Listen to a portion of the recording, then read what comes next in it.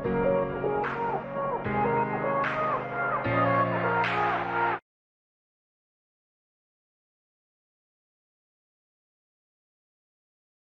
everyone, this is Sam from DATEC Studios. In this video, I want to say how we can bring back Photoshop brush outline when disappeared.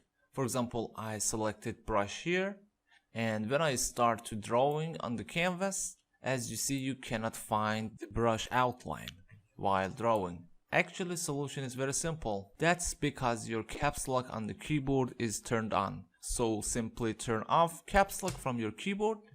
Now you could see brush outlines. Also, when I'm saying the brush, I mean any tools using brush system like stamp, pencil, eraser, blur, dodge, burn, and sponge tools.